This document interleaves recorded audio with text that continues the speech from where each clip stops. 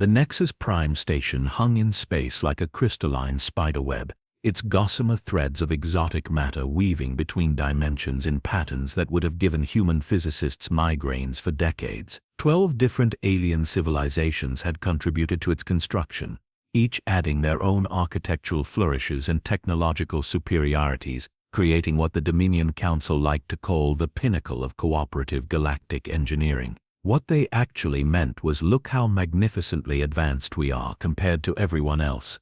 But diplomacy required prettier words. On this particular rotation cycle, the Nexus buzzed with what passed for excitement among beings who considered emotion a primitive evolutionary holdover. The reason for this unusual agitation drifted into visual range like a cosmic joke someone had forgotten to tell properly. Humanity's first contact fleet approached the station with all the grace of a wounded elephant attempting ballet. The lead vessel, generously classified as a battleship by Earth standards, looked like someone had welded together 3 submarines, a city bus and possibly a small apartment building. Burn marks decorated its hull in patterns that suggested either artistic intent or really poor maintenance. The other ships in the formation weren't much better. One appeared to be hemorrhaging atmosphere from at least 6 different locations, leaving a glittering trail of frozen gases behind it like the universe's most depressing comet. Admiral Epsilon 4 stood on the command deck of her flagship, watching the alien station grow larger through a viewport that had been patched twice with what looked suspiciously like bathroom ceiling. Her uniform bore the crisp lines of military precision, though the fabric itself had seen better decades. The bridge around her hummed with the kind of background noise that suggested half the equipment was held together by determination and the other half by actual tape. "Ma'am," reported her navigation officer, squinting at a console that flickered between readings like an indecisive Christmas tree. "The Dominion is requesting we maintain minimum safe distance during approach. They've also transmitted a 3-hour safety inspection protocol." The Admiral raised an eyebrow. 3 hours? What do they think we're going to do, accidentally ram their precious station? "To be fair, ma'am," her weapons officer chimed in cheerfully, "the port engine is making that grinding sound again." "That's not grinding," the Admiral corrected with the weary patience of someone who had learned to interpret her ship's various mechanical complaints. "That's the engine's way of singing. Very artistic." The Dominion Council chamber resembled a cathedral designed by beings who had evolved past the need for comfortable seating. 12 different alien species arranged themselves in a perfect circle, each delegation positioned on floating platforms that adjusted height, temperature and atmospheric composition to suit their biological requirements. The effect was somewhat like a very expensive, very uncomfortable United Nations meeting if the United Nations had been designed by crystalline spider mathematicians with a fetish for showing off. High Adjudicator Veltar of the hegemony gazed down at the human delegation with the kind of benevolent condescension usually reserved for particularly slow children. His species had mastered faster-than-light travel when humanity's ancestors were still figuring out which end of a stick made better tools. The humans standing before the council looked exactly like what one might expect from a species that had only recently discovered fire was useful for more than keeping warm. "So," Veltar began, his translator rendering his harmonious crystalline chimes into flat human speech, "Earth seeks membership in the Dominion. Tell us, little carbon-based ones, what exactly do you bring to our collective that we do not already possess?" The Admiral stepped forward, her posture straight despite the fact that her dress uniform had been hastily repaired with what appeared to be actual needle and thread. "We bring determination, innovation, and a willingness to solve problems through unconventional methods." A ripple of what might charitably be called laughter passed through the council. The Zephyrian delegate, whose gas form consciousness inhabited a containment suit that cost more than Earth's entire space program, sparked with amusement. "Unconventional methods. How delightfully primitive. Show us these methods." What followed could only be described as a technological strip search performed by beings who had apparently learned diplomacy from particularly cruel children. The Dominion's examination teams swarmed over the human fleet with scanners, probes, and instruments that hummed with energies humans didn't have names for yet. Their reports filtered back to the Council in real time, each assessment more devastating than the last. "Their fastest ships achieve .003 light speed," announced the crystalline hegemony's technical assessor, managing to make the number sound like a particularly embarrassing bodily function. "Their weapons systems appear to be modified mining equipment, and their The pause stretched long enough to build dramatic tension. Their hulls are held together with metal fusion techniques we abandoned 12,000 cycles ago. In fairness, added the ethereal collective's representative, whose voice sounded like wind chimes having an existential crisis, their power systems show remarkable stability for technology based on controlled explosion. The admiral stood perfectly still throughout the recitation of humanity's technological shortcomings, her expression as unchanging as carved stone. When the assessment finally concluded, Veltar leaned forward with the air of someone about to deliver very bad news to someone too simple to understand it. "Little humans," he said, his tone dripping with syrupy compassion, "your enthusiasm is endearing. However, the Dominion requires a certain standard of technological sophistication from its members. Perhaps in another few centuries, when your species has evolved beyond duct tape and prayer, we might reconsider your application." The other council members rustled, chimed and fluctuated in what passed for agreement among 12 radically different forms of consciousness. The message was clear: come back when you've learned to build proper spaceships, children. The admiral nodded once, a gesture so economical it could have been measured with precision instruments. "I see. And there's no possibility of conditional membership? A probationary period, perhaps?" "I'm afraid not," Veltar replied with the kind of kindness that felt more insulting than outright hostility. "The Dominion simply cannot risk the safety of advanced civilizations by admitting species whose technology is so experimental." The admiral tasted the word like something that had gone off. "Well then, I suppose we'll have to accept your decision." She turned to leave, then paused, glancing back over her shoulder with an expression that might have been thoughtful or might have been something else entirely. "One question, if I may. How long has the Dominion maintained peace among its member species?"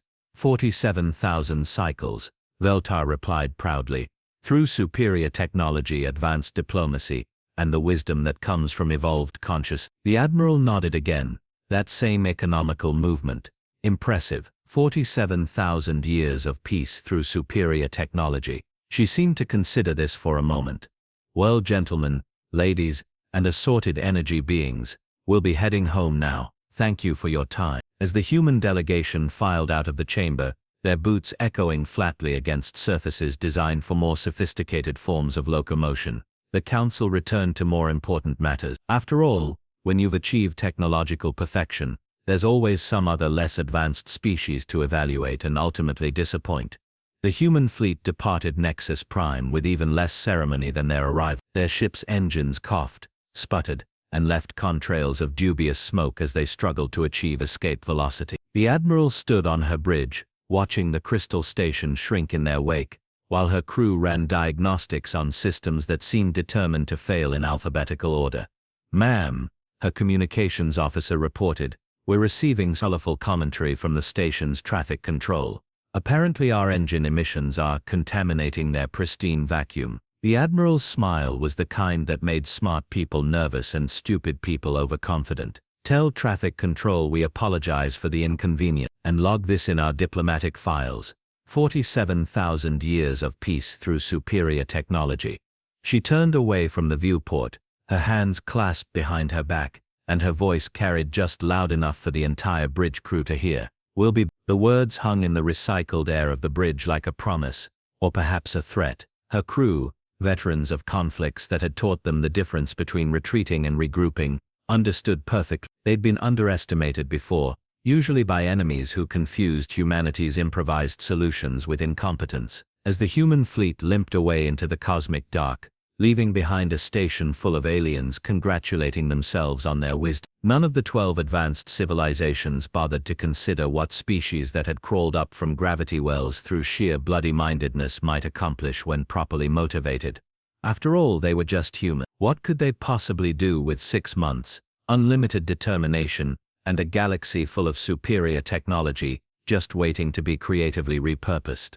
6 months after the diplomatic disaster, the Dominion Council had forgotten about humanity entirely. This was their first mistake. When 12 advanced civilizations have been managing galactic affairs for 47 millennia, they tend to assume that dismissed species simply sulk off into cosmic obscurity, perhaps evolving slightly better manners over the next few geological epochs. They had not, however, factored in the fundamental human response to being told something was impossible, immediately trying to prove everyone wrong while muttering creative profanities. Deep in the asteroid belt, where Earth's mining operations had been quietly expanding for decades, humanity's real space program was finally showing its face. The official fleet that had embarrassed itself at Nexus Prime represented perhaps 5% of human spacefaring capability. The other 95% had been deliberately kept off the books, hidden among mining platforms, research stations, and what appeared to be very large, very aggressive garbage collectors. Admiral Epsilon 4 floated through the command center of what mining records officially listed as Processing Station Delta 7, but which actually housed the most concentrated collection of engineering talent humanity had ever assembled. The asteroid's interior had been carved out and rebuilt into something that resembled a combination of NASA's wet dreams and a particularly ambitious junkyard. Status report, she called to the controlled chaos below, where hundreds of technicians swarmed over projects that would have given the Dominion Council's technology assessors actual nightmares. Chief Engineer Bravo 2 looked up from a contraption that appeared to be part alien gravity generator, part human fusion reactor, and part something that might once have been a food processor. We've successfully integrated hegemony power distribution networks with our reactor cores, he announced cheerfully. The good news is we've tripled our energy output. The bad news is we're not entirely sure why it works, and touching the wrong panel now causes minor temporal displacement. Define minor, the Admiral requested with the weary tone of someone who had learned to ask these questions. Well, the test engineer is currently 3 seconds in the past and experiencing mild existential confusion, but his vital signs are stable. The Admiral made a note to assign that particular volunteer to desk duty, and the weapons integration. Now that's where things get interesting. Bravo 2 grinned, leading her to a display showing schematics that looked like technical drawings designed by someone having a fever dream. Turns out Zephyrian energy weapons are incredibly sophisticated but also incredibly fragile. Their focusing crystals require perfect environmental conditions, precise calibration, and apparently a really good attitude to function properly. And our solution? We yanked out all the sophisticated parts and replaced them with mining lasers boosted by ethereal power cores. They're not pretty, they're not elegant, and they violate approximately 17 known laws of physics, but they'll punch holes through battleship armor from 2 light minutes away. This was peak human engineering.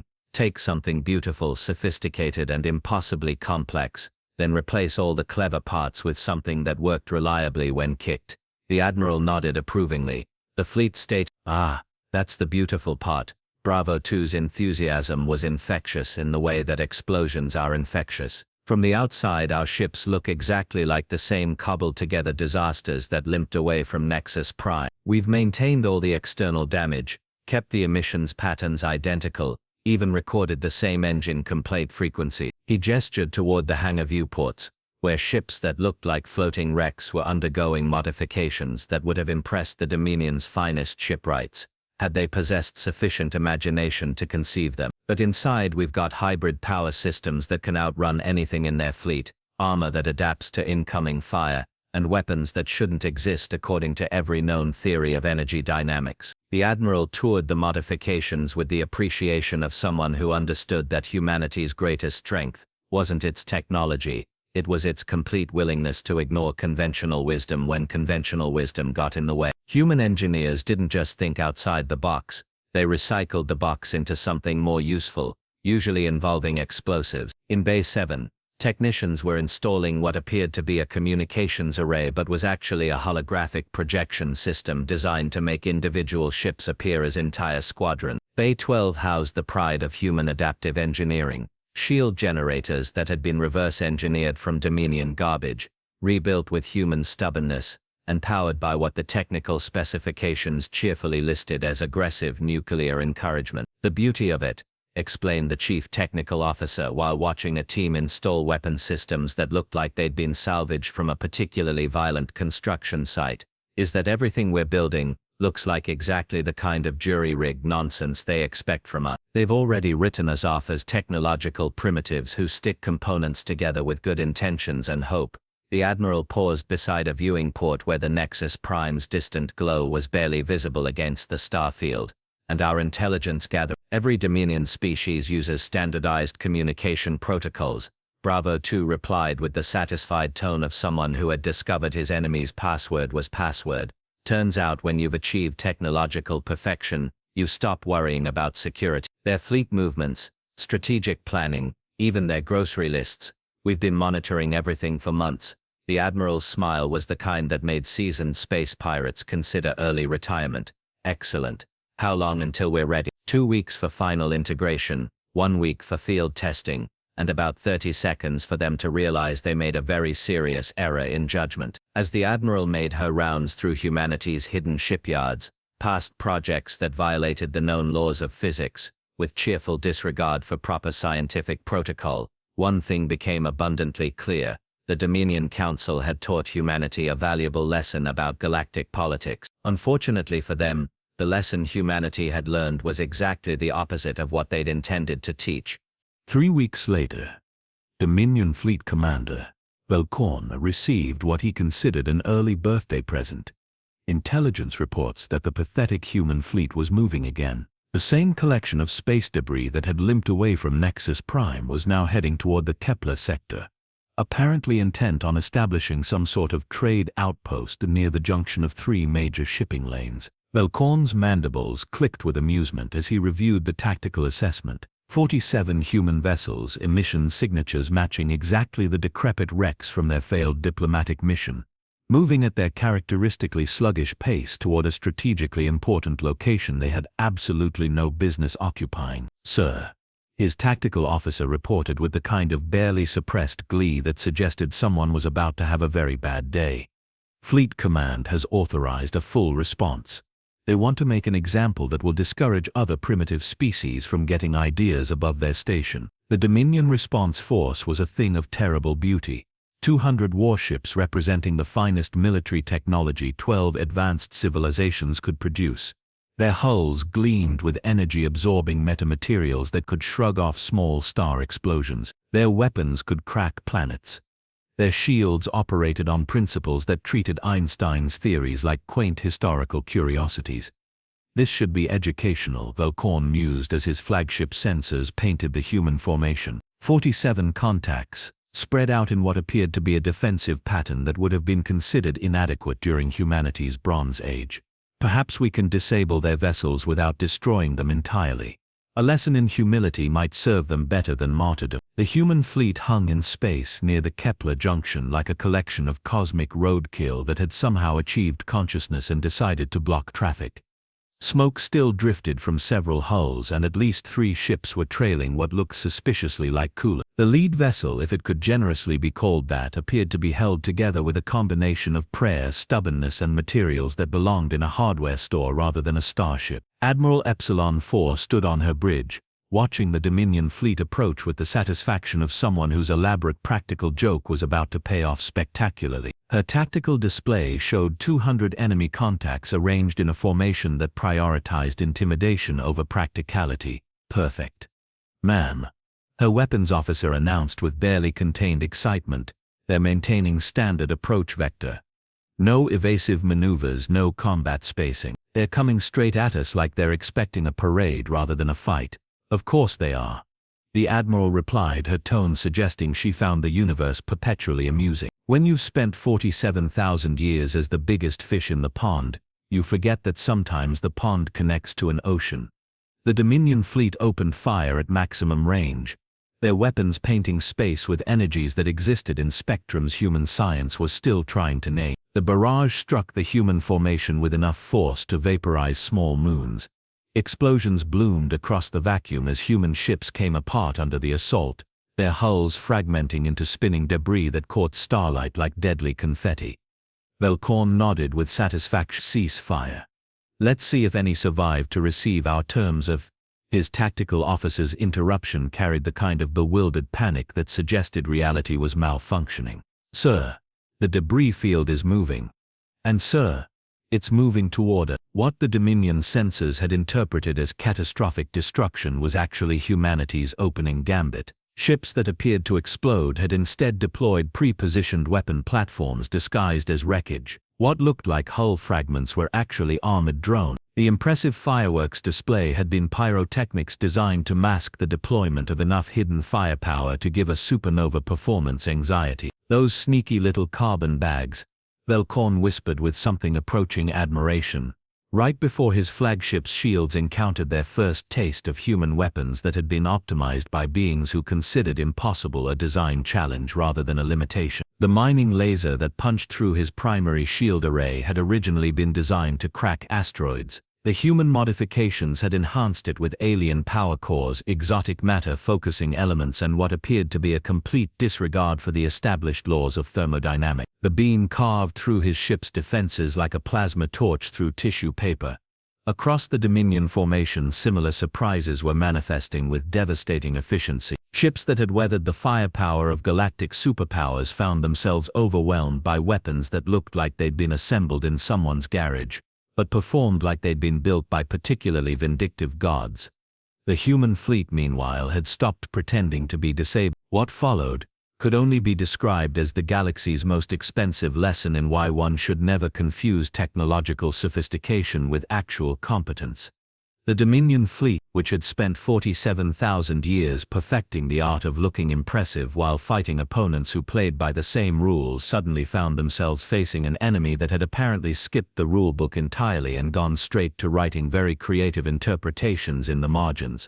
Admiral Epsilon 4's voice cut through the chaos of battle with the calm authority of someone reading a grocery list. All units, initiate protocol pandemonium. Let's show our guests what human hospitality really looks like.